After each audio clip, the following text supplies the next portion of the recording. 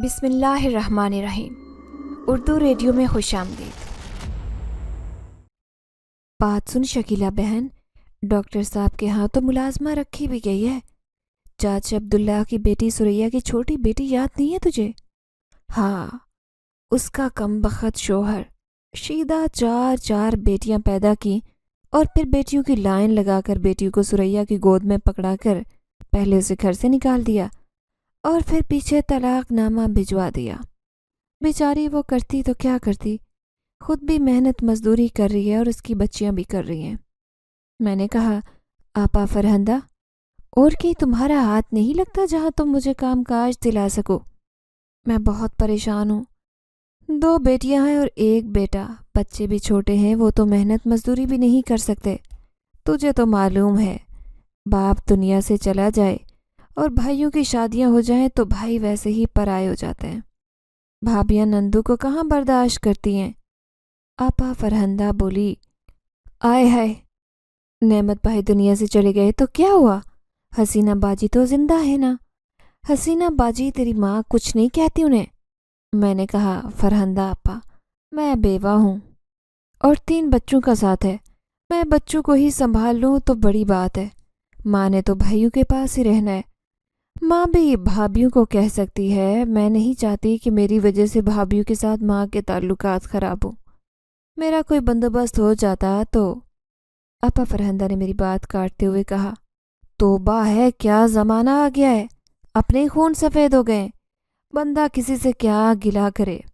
میں نے چارپائی سے اٹھتے ہوئے کہا، آپا فرہندہ، اب مجھے اجازت دیں، اگر کہیں سے کام کا پتہ چلے تو مجھے ضرور یاد رکھنا۔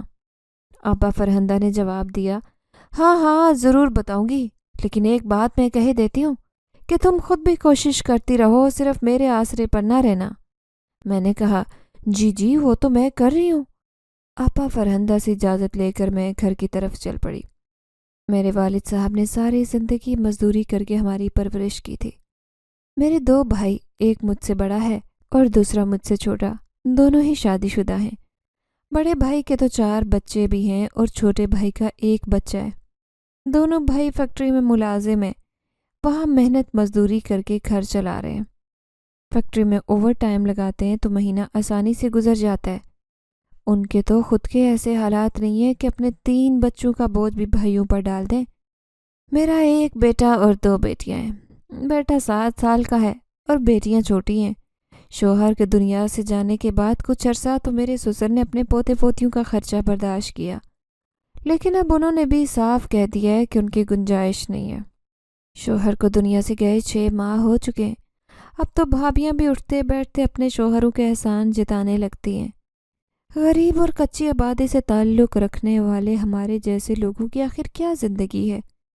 جس طرح ہمارے والدین خود تعلیم یافتہ نہیں تھے، انہوں نے ہمیں بھی پرائمری سے آگے پڑھانا ضروری نہیں سمجھا، اور اب جب زندگی کی آنکھوں میں آنکھیں ڈال کر دیکھنے کا وقت آیا ہے تو اپنی نظریں ہی شرمندگی سے جھکی ہوئی ہیں۔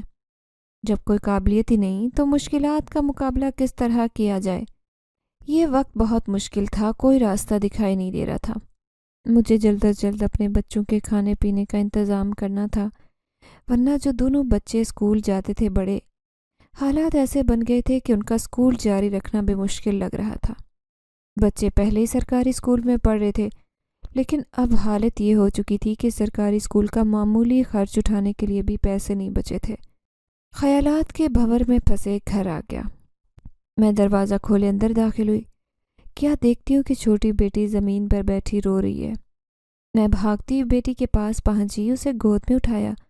قریبی صحن میں بنے چولہے پر ایک بھابھی شام کا کھانا تیار کر رہی تھی اور دوسری بھابھی چارپائی پر بیٹھی سلائی مشین پر سلائی کرنے میں مصروف تھی۔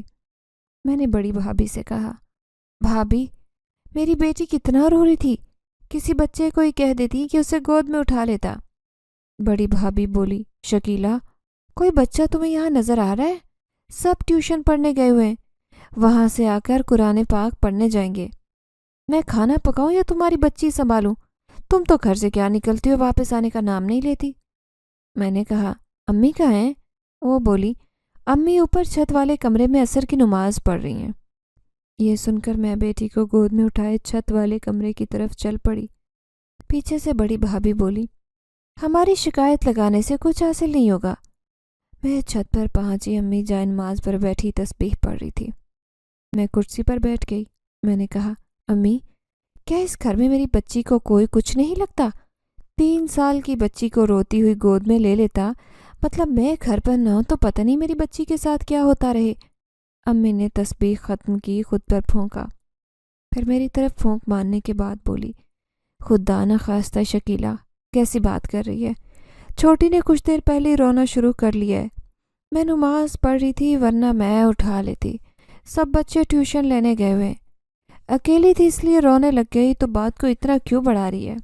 میں نے کہا، امی، یہ پہلی بار تو نہیں ہے کہ آپ بھابھیوں کی طرفداری کر رہی ہیں، آپ تو ہمیشہ ایسا ہی کرتی ہیں۔ ابھی کچھ دن پہلے، اس سے پہلے کہ میں کچھ کہتی، امی نے میری بات کاٹتے ہوئے کہا، شکیلہ، بس کر دے، بس کر دے، تو کیا چاہتی ہے کہ تیری باتوں میں آ کر میں اپنا بڑھاپا خراب کر لوں؟ میں نے بھی ترکی بترکی جواب دیا، امی، کیسی باتیں کر رہی ہیں آپ میری ماں ہیں، کیا میں آپ کے لیے ایسا چاہوں گی؟ لیکن میں یہ دیکھ رہی ہوں کہ آپ میرے مشکل وقت میں مجھے تنہا کر رہی ہیں۔ بیٹیوں کے ساتھ کوئی کھڑا ہو یا نہ ہو، ماں اسے کبھی نہیں چھوڑتی، لیکن میری ماں نے مجھے چھوڑ دیا۔ یہ کہہ کر میں اٹھی اور کمرے سے باہر نکل آئی۔ امی نے مجھے پیچھے سے آواز دی، شکیلہ، بات تو سن شکیلہ، کہاں جا رہی ہے؟ لیکن میں نے امی کی کوئی بات نہیں سنی۔ میں نیچے اتر آئی، میری پلکیں آنسوں سے نم تھی، ایسے لگ رہا تھا کہ بیوہ کیا ہوئی ہوں، مجھ پر تو زمین تنگ ہو گئی۔ کسی نے سچ کہا ہے، غربت بذات خود ایک بہت بڑا عذاب ہے۔ جیسے ہی میں سیڑھیوں سے اتر کر نیچے آئی، بڑی بھابھی نے کہا، لگا لی شکایت؟ ہو گیا دل ٹھنڈا؟ لیکن میں نے کوئی جواب نہیں دیا اور اپنے کمرے میں چلی گئی۔ تھوڑی دیر بعد بچے آ گئے۔ گھر پہنچتے ہی بڑے بھتیجے نے میرے بیٹے سے لڑائی شروع کر دی۔ اس نے 2 تھپڑ کھینچ کر میرے بیٹے کو مارے۔ میرا بیٹا رونے لگ گیا۔ میں بھاگتی باہر صحن میں پہنچی، بڑی بھابھی بھی بھاگتی آئی۔ میرا بیٹا بھی پورا مقابلہ کر رہا تھا۔ میں نے بیٹے کو چھڑایا، ادھر سے بھابھی نے اپنے بیٹے کو پکڑا اور بولی، کیا ہوا تیمور، کیوں لڑ رہے ہو؟ تیمور بولا، امی، عدیل نے آج میرے پیسے چوری کر لیے۔ بڑی بھابھی بولی، کیا؟ چھوٹی بھابھی بھی تالی بجاتی طنزیہ نظروں سے مجھے بولی، واہ بھائی واہ، اب یہی کرنا رہ گیا تھا؟ کیوں عدیل، اتنی گندی عادتیں کہاں سے سیکھ رہے ہو؟ میں نے حیرت سے عدیل کی طرف دیکھا، کیونکہ میرے بیٹے نے ایسا کام کبھی نہیں کیا تھا۔ وہ بولا، نہیں امی، میں نے کچھ نہیں کیا۔ عدیل ٹیچر کو سبق سنانے کے لیے گیا، مجھے شارپنر چاہیے تھا۔ میں نے عدیل کے بیگ سے شارپنر نکالا، شارپنر کے ساتھ پیسے بھی پڑے ہوئے تھے، وہ بھی نکل آئے۔ میں انہیں رکھنے ہی والا تھا کہ اسی دوران تیمور بھائی آ گئے۔ انہوں نے پیسے میرے ہاتھ سے کھینچے اور مجھ پر چوری کا الزام لگا دیا۔ میں نے کہا، تیمور، تم عدیل کی بات تو سن لو، عدیل چوری نہیں کرتا۔ بڑی بھابھی فوراً بولی، تو کیا میرا بیٹا جھوٹ بول رہا ہے؟ میں نے کہا، بھابھی، میں یہ نہیں کہہ رہی کہ تیمور جھوٹ بول رہا ہے، میں تو صرف یہ کہہ رہی ہوں کہ تیمور کو غلط فہمی ہوئی ہے، اور بچوں کے درمیان تو غلط فہمی ہو جاتی ہے۔ چھوٹی بھابھی بولی، شکیلہ باجی، برا مت ماننا، تمہارے بھلے کے لیے کہہ رہی ہوں۔ باپ کا سایہ سر پر نہ ہو تو بچے اس طرح کی عادتوں میں پڑ جاتے ہیں، اسی لیے بچوں کی طرفداری کرنے کی بجائے ان پر نظر رکھنا چاہیے۔ یہ سنتے ہی عدیل غصے سے چلانے لگا، ممانی، میں کہہ رہا ہوں میں نے چوری نہیں کی، نہیں کی۔ یہ کہہ کر عدیل کمرے میں چلا گیا۔ میری دونوں بیٹیاں اس تماشے کو دیکھ کر سہمی ہوئی تھی۔ میں نے بڑی بیٹی کی انگلی پکڑی، چھوٹی کو گود میں لیا اور کمرے میں چلی آئی۔ پیچھے سے بڑی بھابھی بولی، شکیلہ، عدیل کو اچھی طرح سے سمجھا دو کہ دوبارہ ایسی حرکت کی تو مجھ سے برا کوئی نہیں ہوگا۔ میں کمرے میں آئی، میں نے کمرے کا دروازہ بند کیا۔ عدیل رو رہا تھا۔ میں عدیل کے پاس بیٹھ گئی۔ عدیل سے چھوٹی بیٹی بولی، امی، بھائی نے چوری نہیں کی، بھائی نے میرے سامنے تیمور بھائی کے بیگ سے شارپنر نکالا تھا۔ میں عدیل کو چپ کروانے لگی تو وہ بولا، امی، میں نے یہاں نہیں رہنا، آپ نانو کے گھر سے واپس چلے، یہاں کس کو ہماری پرواہ ہے کہ ہم یہاں رہیں۔ میں نے بیٹے کے سر پر ہاتھ رکھا اور اپنے سینے سے لگا لیا اور بولی، بیٹا، فکر نہ کرو، جلد ہی کچھ نہ کچھ ہو جائے گا، اللہ پر بھروسہ رکھو۔ ہمارا معاشرہ بھی بہت بے رحم ہے، جو جتنا دکھی اسے اتنا رلایا جاتا ہے۔ میرے پاس ان بچوں کے علاوہ اور ہے ہی کیا؟ بن باپ کے بچوں کو ہر وقت کیا یہ احساس دلانا ضروری ہے کہ ان کا باپ نہیں ہے، وہ یتیم ہے؟ اگلی صبح میں نے بچوں کو ناشتہ کرایا، وہ اسکول چلے گئے۔ میں نے بھی ناشتہ کیا، چھوٹی بیٹی کو گود میں لیا اور کام تلاش کرنے کے لیے نکل پڑی۔ دروازے کے پاس ہی پہنچی تھی کہ بڑے بھائی نے آواز دی، شکیلا، صبح صبح کہاں جا رہی ہو؟ میں نے کہا، کام کی تلاش میں جا رہی ہوں۔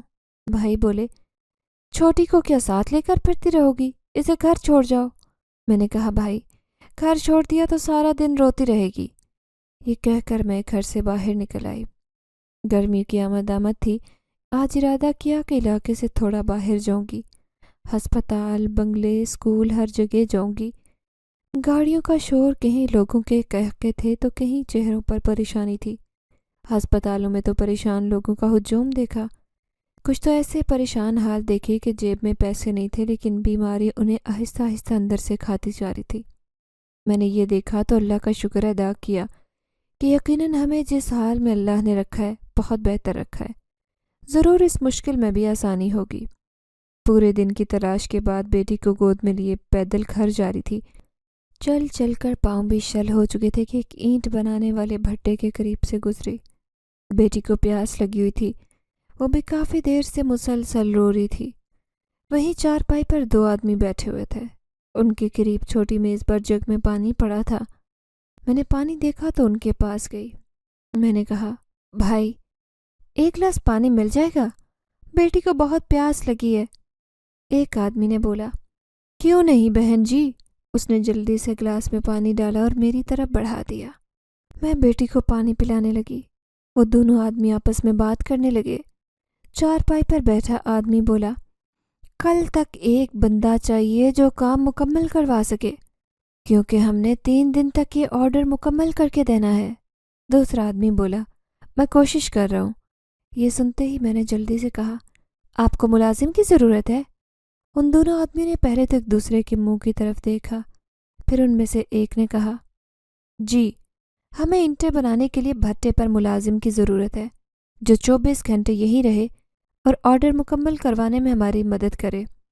میں نے کہا، صاحب جی، مجھے نوکری کی سخت ضرورت ہے۔ چارپائی پر بیٹھا شخص بولا، پہلے تم نے کبھی یہ کام کیا ہے؟ میں نے کہا، صاحب جی، پہلے تو کبھی کوئی کام نہیں کیا، بیوہ ہوں، 3 معصوم بچے ہیں۔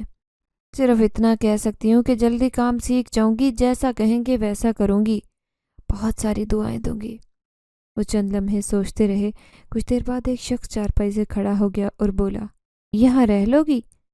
اس نے پیچھے کی طرف اشارہ کیا اور بولا، یہاں بہت سارے گھر ہیں، پہلے بھی بہت ساری فیملیز یہاں رہ رہی ہیں، اگر تم چاہو تو وہاں کے لوگوں سے معلومات لے سکتی ہو۔ میں نے کہا، مجھے منظور ہے، میں اپنے بچوں کو بھی لے آؤں؟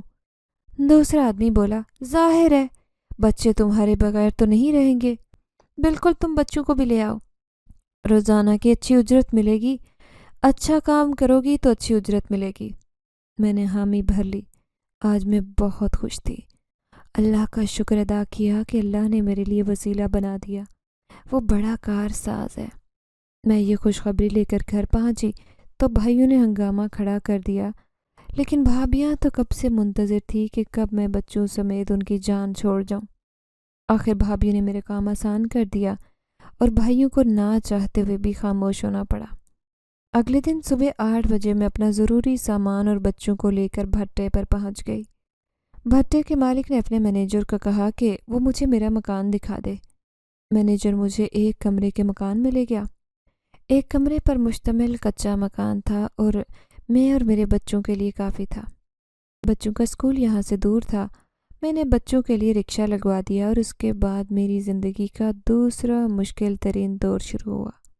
بہت مشکل تھا سارا دن بھٹے پر کام کرنا، اینٹیں بنانا۔ میں تو جیسے تیسے جی جان سے اپنے بچوں کے لیے تپتی دھوپ میں محنت کر ہی رہی تھی، لیکن اس دھوپ میں 3 سال کی بیٹی بہت متاثر ہو رہی تھی۔ کوئی آسرا بھی نہیں تھا کہ کس کے پاس بیٹی چھوڑوں۔ چند دن تو اسی طرح گزرے۔ آخر اللہ بڑا کارساز ہے۔ میرے گھر کے ساتھ ایک فیملی رہتی تھی، میاں بیوی، ان کے 2 بچے اور بچوں کی دادی رہتی تھے۔ بچوں کی دادی نے چند دن تو مجھے بیٹی کو ساتھ کام پر رکھتے ہوئے دیکھا تو ایک دن بولی، شکیلا، چھوٹی کو میرے پاس چھوڑ کر جایا کرو، اسے کیوں تنگ کرتی ہو؟ اس کے بعد چھوٹی بیٹی کی فکر کچھ کم ہو گئی۔ 3 دن بہت محنت سے کام کرنے کے بعد جب ٹھیکیدار نے آرڈر وقت پر مکمل کر کے دیا تو اس نے میرے کام کی بہت تعریف کی، مجھے اچھے پیسے دیے اور مستقل کام پر رکھ لیا۔ یہاں بہت ساری فیملیز رہتی تھی، کچھ لوگ تو بہت اچھے تھے، لیکن چند ایک لوگ بہت عجیب تھے جنہوں نے بھٹے کا ماحول خراب کیا ہوا تھا۔ یہاں پر رہائش پذیر لوگوں کو اپنے بچوں کو پڑھانے لکھانے میں کوئی دلچسپی نہیں تھی۔ بچے بھی ماں باپ کے ساتھ محنت مزدوری کرتے یا آوارہ گردی کرتے۔ ویسے تو ٹھیکیدار بہت اچھا بنتا، لیکن سرمایہ دار کبھی گھاٹے کا فیصلہ نہیں کیا کرتے۔ ٹھیکیدار جس کو ضرورت ہوتی فوراً زیادہ سے زیادہ قرض انہیں دے دیتا، اس طرح ان پر احسان بھی چڑھاتا اور پھر قرض کی مد میں ان کی تنخواہ کے پیسے کاٹتا رہتا۔ اس طرح مزدور ان کے پاس رہنے پر مجبور ہو جاتے، وہ چاہ کر بھی کہیں نہ جا پاتے، اور ٹھیکیدار خاص طور پر یہ حربہ ان کے ساتھ آزماتا جو اچھا کام کرتے تھے، تاکہ وہ قرض کے چنگل میں پھنستے رہیں اور کہیں اور نہ جا سکیں۔ لیکن جب مزدوری بڑھانے کی بات آتی تو کہتا، کام خسارے میں جا رہے، جیسے ہی بہتر ہوگا مزدوری بڑھا دے گا۔ میرے بچے بھی اس ماحول سے متاثر ہو رہے تھے۔ یا اللہ میرا نیک سبب کر دے، میں روزانہ رات کو جب سوتی چارپائی پر آنکھیں مونتی تو ایک ہی دعا کرتی۔ دن بدن گرمی بڑھتی جا رہی تھی۔ بھٹے پر کام کرتے ہوئے مجھے 3 ماہ ہو چکے تھے۔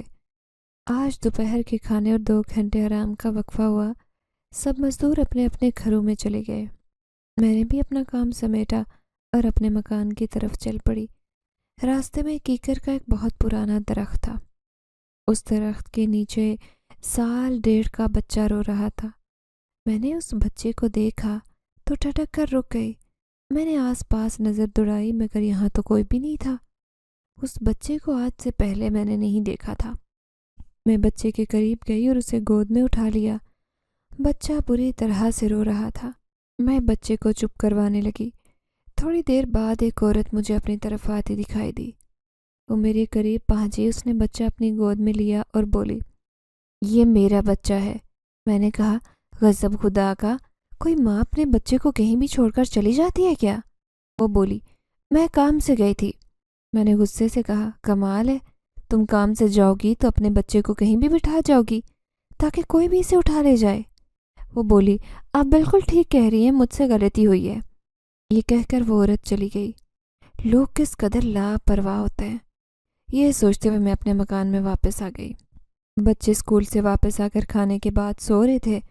میں نے کھانا کھایا، ابھی آرام کرنے لیٹے ہی تھی کہ دروازے پر دستک ہوئی۔ میں نے اٹھ کر دروازہ کھولا تو سامنے ٹھیکیدار کھڑا تھا۔ کہنے لگا، شکیلا بی بی، تم گھر آ گئی ہو تو باہر کام کون کرے گا؟ میں حیران پریشان اس کا منہ تکنے لگی۔ میں نے کہا، بھائی، جہاں تک مجھے علم ہے یہ کھانے، آرام اور نماز کا وقت ہے۔ سارے مزدور آرام کرنے کے لیے آئے ہیں، کیا آرام کرنے پر میرا حق نہیں ہے؟ ٹھیکیدار بولا، مجھے کچھ علم نہیں ہے، مجھے یہ پتا ہے کہ میں نے وقت پر آرڈر مکمل کر کے دینا ہے۔ یہ سنتے ہی میں نے کہا، ٹھیکیدار بھائی، ذرا یہ تو بتانا، کیا آرڈر میں نے اکیلے میں مکمل کرنا ہے؟ ٹھیکیدار نے کہا، میں کب کہہ رہا ہوں کہ ایسے اکیلے مکمل کرو، کسی کو بھی ساتھ ملا لو۔ میں نے کہا، او بھائی، میں کیوں اپنے ساتھ ملاؤں؟ کیا یہ میرا کام ہے کہ میں لوگوں کو ان کے آرام کے وقت جا کر تنگ کروں اور کہوں کہ میرے ساتھ کام کرواؤ؟ ہماری یہ تکرار سن کر ساتھ والے گھر سے ایک بزرگ خاتون نکل آئی اور بولی، کیا بات ہے، تم لوگ کیوں لج رہے ہو؟ میں نے کہا، بوا، ٹھیکیدار صاحب کہہ رہے ہیں کہ سارے مزدور آرام کریں اور میں جا کر ان کا آرڈر مکمل کروں۔ بوا نے حیرت سے ٹھیکیدار کو دیکھا تو ٹھیکیدار تذبذب کا شکار ہو گیا۔ بولا، نہیں بوا، ایسی بات نہیں ہے، میں تو بس یہ کہہ رہا تھا کہ مجھے آرڈر وقت پر دینے کی فکر ہے، اس لیے۔ بزرگ خاتون نے اس کی بات کاٹ کر کہا، ٹھیکیدار صاحب، وقفے کے بعد سبھی نے اسی آرڈر پر کام کرنا ہے، صبح سے کام بھی اسی پر چل رہا تھا۔ ہاں شکیلا، ایسا ہی ہے؟ میں نے کہا، جی بوا، ایسا ہی ہے۔ بزرگ خاتون بولی، تو پھر یہ کون سا طریقہ ہے ٹھیکیدار کہ تم وقفے کے وقت اسے یہاں بلانے آ گئے؟ ٹھیکیدار نے جھنجھلاتے ہوئے کہا، بس کر دے بوا، غلطی ہو گئی، تجھے سمجھ نہیں آئی؟ یہ کہہ کر ٹھیکیدار جانے لگا تو بوا نے کہا، نہیں سمجھ آئی، تو سمجھاتا چلا جا۔ لیکن وہ کچھ نہیں بولا اور چلا گیا۔ بزرگ خاتون مجھ سے بولی، شکیلہ کیا بات ہے؟ اس نے آج سے پہلے تو ایسا کبھی نہیں کیا تیرے ساتھ، اس کی کام کے حوالے سے کوئی ناراضگی ہے کیا؟ میں نے کہا، مجھے نہیں معلوم بوا، لیکن میں خود یہ محسوس کر رہی ہوں کہ چند دن سے ٹھیکیدار کا رویہ میرے ساتھ پہلے جیسا نہیں رہا۔ بوا نے کہا، اس کی کوئی خاص وجہ؟ میں نے سوچتے ہوئے کہا، تقریباً 1 ہفتہ پہلے بھٹے کے مالک نے مجھے بلایا تھا، میرے کام کی بڑی تعریف کی تھی، ٹھیکیدار بھی وہیں کھڑا تھا، اس نے ٹھیکیدار کو بھی کہا تھا کہ میرے کچھ پیسے بڑھا دے۔ بزرگ خاتون بولی، اچھا تو یہ ہے اصل وجہ، ٹھیکیدار کو اچھا نہیں لگا کہ مالک نے تیری تعریف کیوں کی، اوپر سے جب وہ تیری مزدوری بڑھائے گا تو اس کے منافع پر بھی فرق پڑے گا، بس اسی وجہ سے اس کا موڈ خراب ہو گیا ہے۔ میں نے کہا، بوا یہ تو کوئی بات نہیں ہوئی، فی اینٹ 5 روپے ہی تو بڑھائے ہیں، میں نے ان پیسوں کا کون سا بنگلہ کھڑا کر دینا ہے؟ بزرگ خاتون نے کہا، شکیلہ دیکھ میری بچی، تو یہاں نئی ہے، میری بات یاد رکھنا، بھٹے کا مالک تو بہت اچھا آدمی ہے، لیکن یہ ٹھیکیدار بالکل ٹھیک آدمی نہیں ہے۔ بھٹے کا مالک کسی اور پر اعتبار کرے یا اس کی تعریف کرے، ٹھیکیدار کو یہ بات بالکل اچھی نہیں لگتی، اور بھٹے کا مالک اس پر اندھا اعتماد بھی کرتا ہے، اسی لیے کوئی بھی ٹھیکیدار کے ساتھ بگاڑتا نہیں ہے، ورنہ جا کر مالک کے کان بھرنے شروع کر دیتا ہے۔ یہ پہلے بھی یہی کر کے 2-3 لوگوں کو کام سے نکلوا چکا ہے۔ اب مجھے یہ ڈر ہے کہ ٹھیکیدار کا یہاں آنا اور تجھ سے بحث کرنا، ضرور اس کے پیچھے کوئی بری نیت ہے، اس لیے میری بچی تو خیال رکھنا کہ تو نے اس کے ساتھ بحث نہیں کرنی، نہ ہی اس کے ساتھ کسی قسم کا بگاڑ پیدا کرنا ہے۔ میں نے کہا، میں سمجھ گئی بوا، آپ کی بڑی مہربانی کہ آپ نے مجھے یہ سب کچھ بتا دیا۔ بوا اپنے مکان میں واپس چلی گئی۔ میں بہت پریشان تھی کہ اب کون سی نئی مشکل ہے یہ، ٹھیکیدار تو انتہائی گھٹیا آدمی ہے، ایک عام سے مزدور کے ساتھ وہ کیسے مقابلہ کر سکتا ہے؟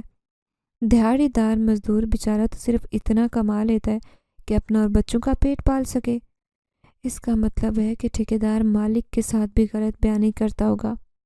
میں یہ سوچتے ہوئے اندر آ گئی، بچوں پر نظر ڈالی، بچے گہری نیند سو رہے تھے۔ اللہ کا شکر ہے کہ میرے دونوں بڑے بچے بہت سمجھدار تھے، میں نے بچوں کو منع کر رکھا تھا کہ گھر سے باہر نہ کھیلیں۔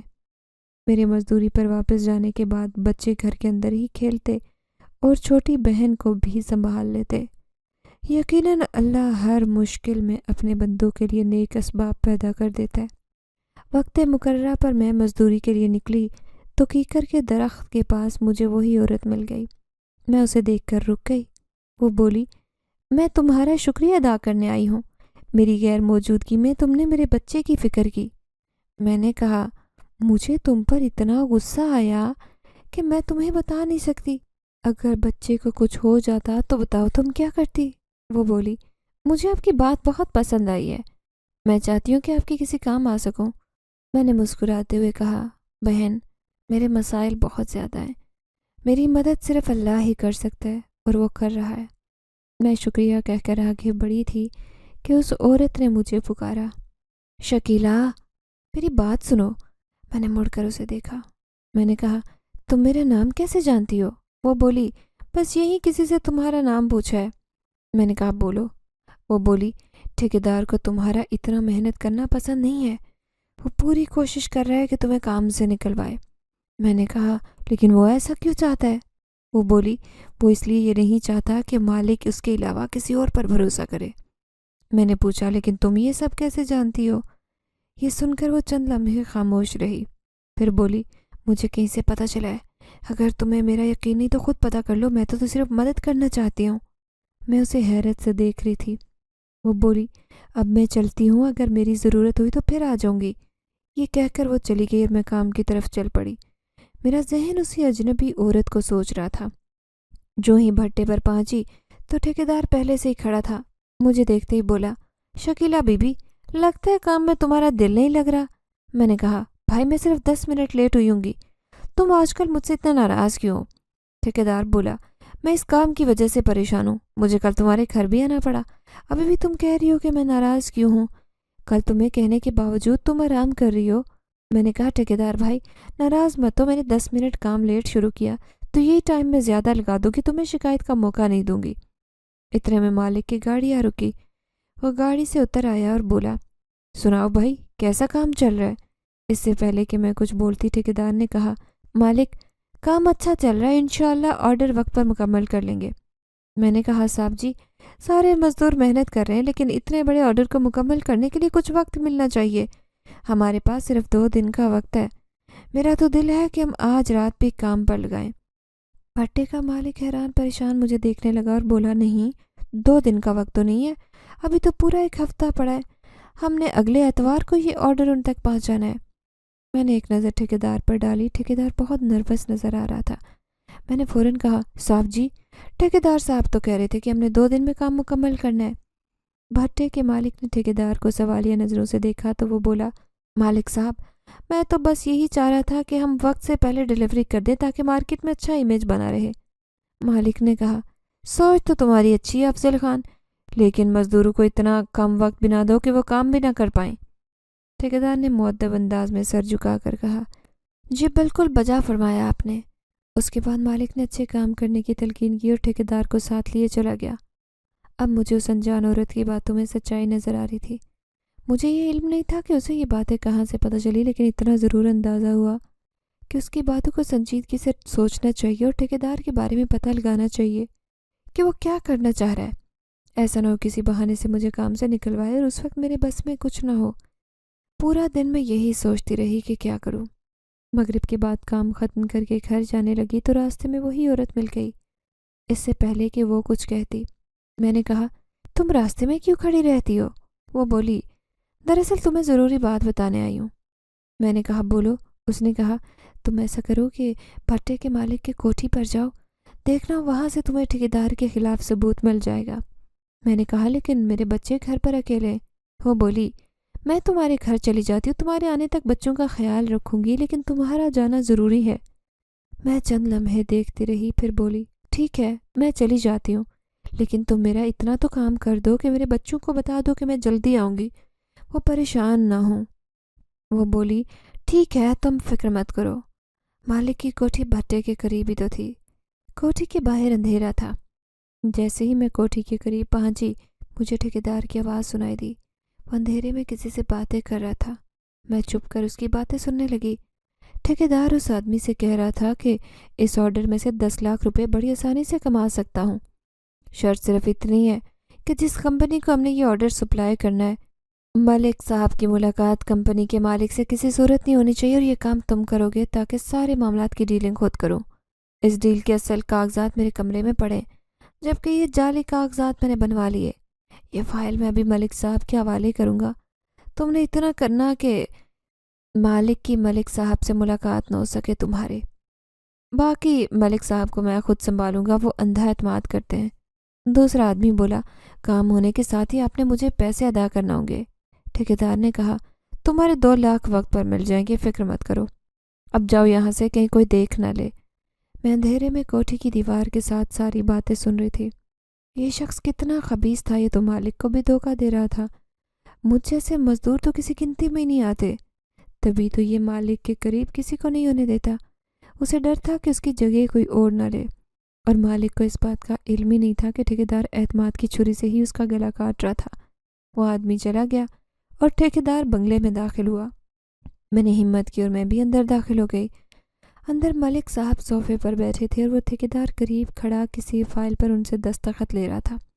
ملک صاحب کی مجھ پر نظر پڑی تو وہ بولے، شکیلہ تم اس وقت، سب خیریت ہے؟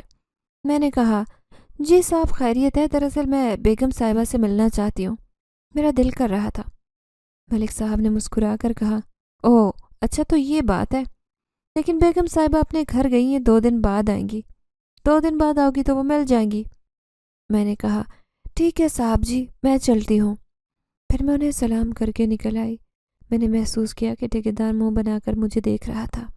میں گھر پہنچی تو بچے میرا انتظار کر رہے تھے۔ چھوٹی بیٹی سب سے زیادہ پریشان تھی۔ اجنبی عورت نے چھوٹی بیٹی کو گود میں اٹھا رکھا تھا۔ میں نے بیٹی کو گود میں لیا اور اس کا شکریہ ادا کیا۔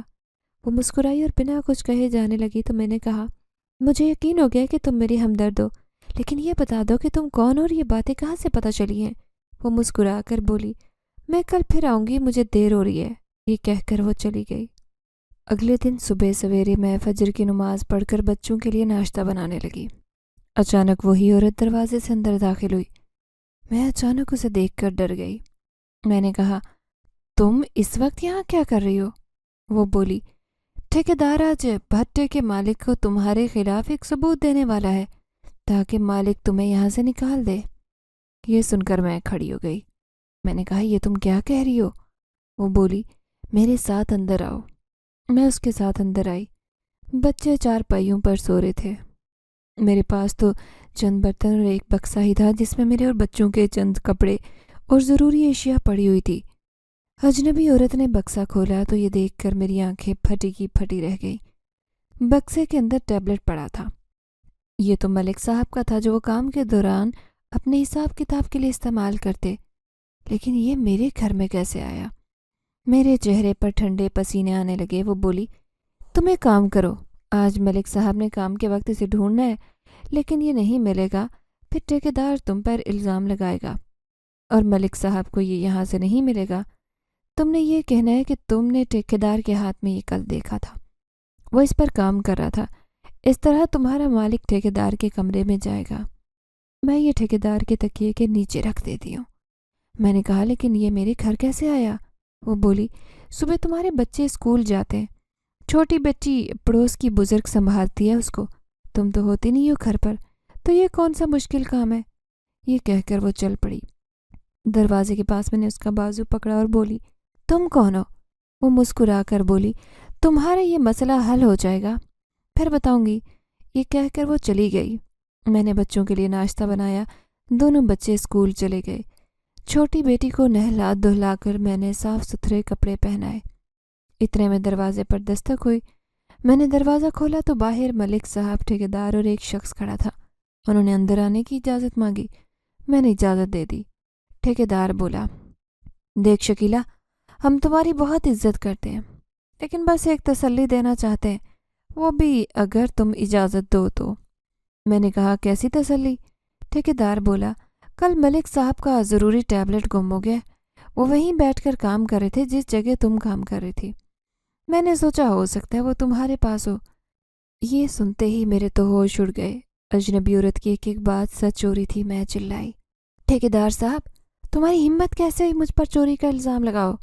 ٹھیکیدار بولا، نہیں، میں الزام نہیں لگا رہا، میں تو یہ کہہ رہا ہوں کہ غلطی بھی تو ہو سکتی ہے۔ میں نے کہا، مالک کی چیز چل کر تو میرے ساتھ نہیں آ جائے گی جب تک میں خود نہ لے آؤں۔ ملک صاحب بالکل خاموش کھڑے تھے۔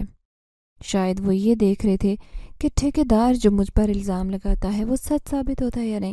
میں نے کہا، میں نے خود اپنی گنہگار آنکھوں سے دیکھا تھا کہ ملک صاحب کے جانے کے بعد تم اس پر کام کر رہے تھے۔ ٹھیکیدار نے جو ہی سنا تو گڑبڑا گیا اور بولا، ارے دیکھیں ملک صاحب، یہ تو کھڑی کھڑی مجھ پر الزام لگا رہی ہے۔ اس نے فوراً ساتھ آئے شخص کو کہا، چلو شکیلہ کے گھر کی تلاشی لو، کھڑے کیوں؟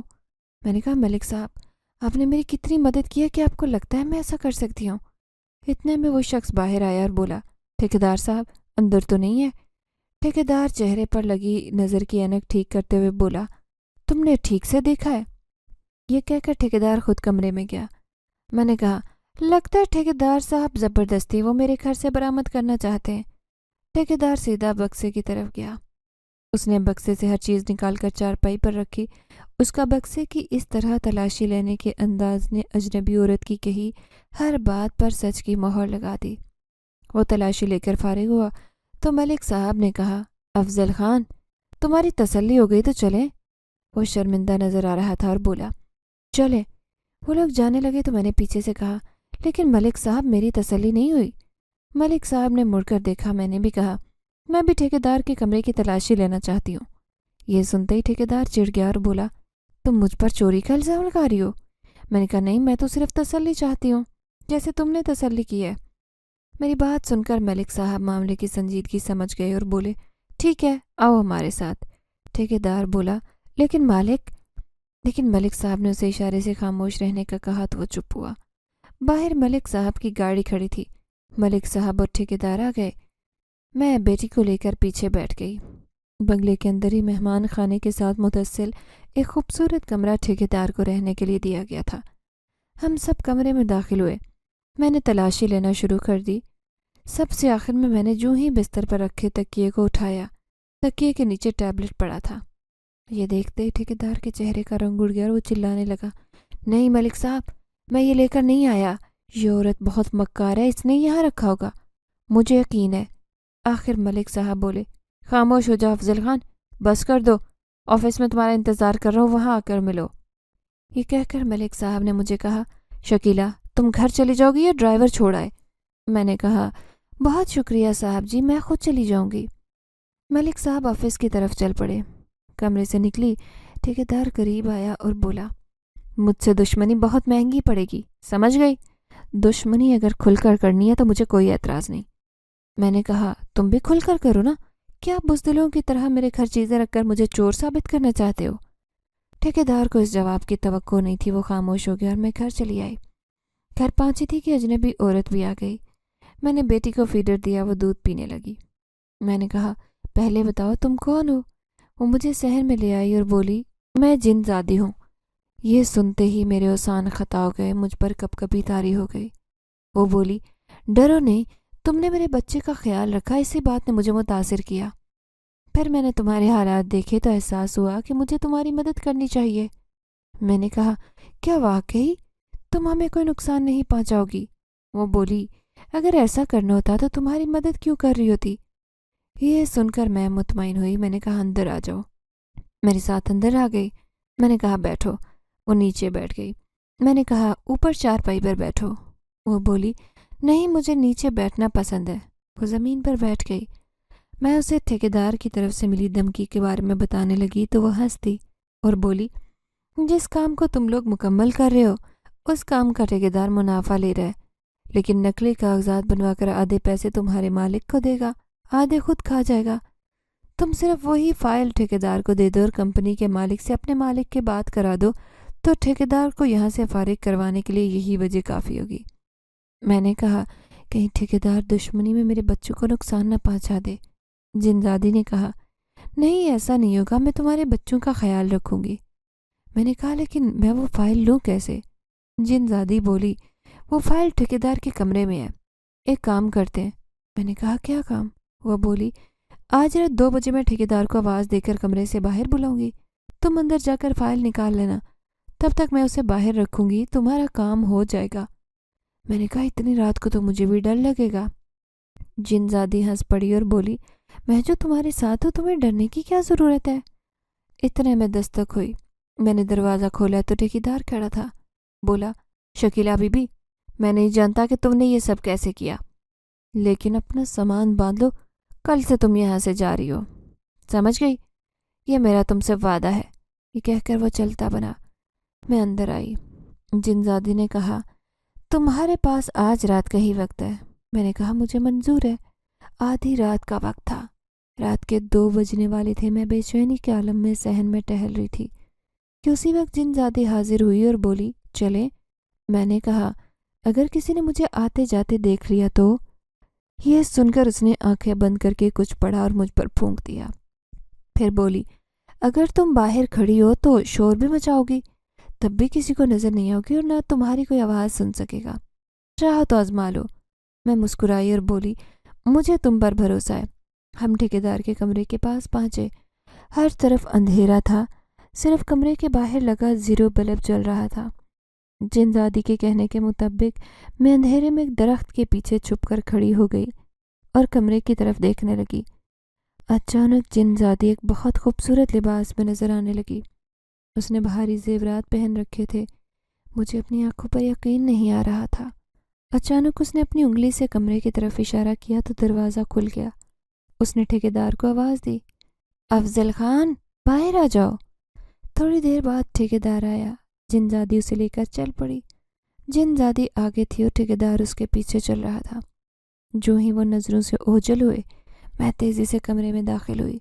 جن زادی نے بتایا تھا کہ اس نے الماری میں بریف کیس کے اندر وہ فائل رکھی ہے۔ اردو تو میں پڑھ لیتی تھی۔ میں نے بریف کیس کھول کر فائل نکالی اور اس کے اوپر ملک صاحب کا اور اس بھٹے کا نام اردو میں درج تھا۔